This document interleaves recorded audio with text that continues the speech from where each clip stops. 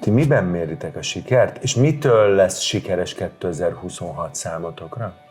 A sikert abban mérjük, és ez egy teljesen egyértelmű számadat, hogy az év végén a mi általunk támogatott autista barát lakóotthonoknak mennyi pénzt tudunk utalni.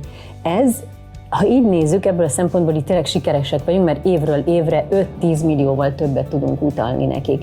A tavalyi esztendőben 50 milliót, az idei évben 65 millió forintot tudunk nekik támogatásként elutalni, ami tulajdonképpen a legfőbb bevételi forrásunknak az eredménye, ami egy jótékonysági aukció, amely minden évben októberben kerül megrendezésre.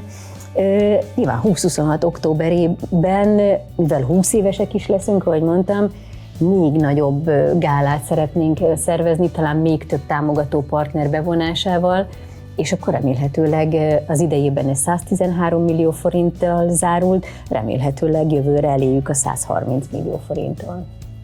Számotokra a kommunikáció, az mit jelent majd 2026-ban? Lépést kell tartanotok új eszközökkel, új stratégiákkal, tehát valahogy nektek is számolni kell azzal, hogy hol tart a világ ilyenkor, vagy nektek nagyon eredeti és egyedi úton kell járnotok? Folyamatosan figyelnünk kell azt, hogy a social médián mi pörög, mi az, ami jól működik.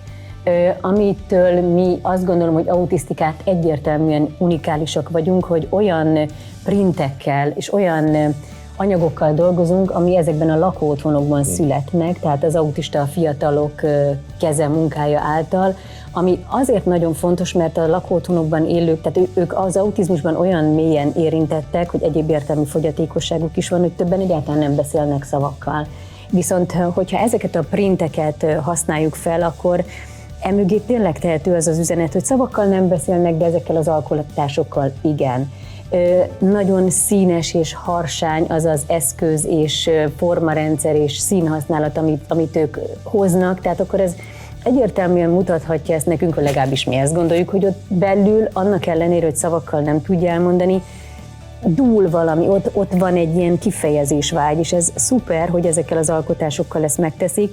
Ezzel mi egyedien tudunk jól kommunikálni, és el tudjuk mondani azt, hogy komoly értékteremtő képesség van az ő kis lakóotthoni világukban, ezekben a művészeti foglalkozásokon, mert olyan munkák születnek, olyan alkotások, amit lehet, hogy te, vagy én, vagy az emberek többsége, aki mondjuk a social médián ezt látja, szembesül azzal, hogy én nem tudnék egy ilyet alkotni. Ő meg tud, ezt mi feltesszük termékre, kalapács alá kerül, ez le lesz ütve, ebből bejön 1-200 esetekben 1 millió forint is. Tehát ma az idei aukción volt olyan munka, ami 200 000 forintról indult, és 1 millió 2-ért kelt el. Tehát szerintem ez egy csodás, tehát ebben van egy ilyen kortárs művészeti erő is. Például egy ilyen fal itt mögöttünk, ami ha ide eljönnek hozzánk megbeszélésre, akkor mindig megcsodálják ezt, és el tudjuk mondani, hogy ez egy tök jó partneri együttműködés a Canonnál, aki egy ilyen szép tapétát nyomatott nekünk. Mi az az egy szó, ha azt mondjuk, hogy 2026, ami eszedbe jut? Ó, hát ez a takiwatanga. Oh. Takiwatanga, ami egy japán szó? Nem, egyébként ez egy maori kifejezés, és itt van a galériánkban is. Japános volt. Igen, maori, és ezt azért szeretem ezt a szót, mert tehát van olyan nép, aki alkotott egy szót az autista emberekre. Ez a szó ugyanis azt jelenti, hogy engedd autista társaidat a saját világukban, a saját idejükben létezni.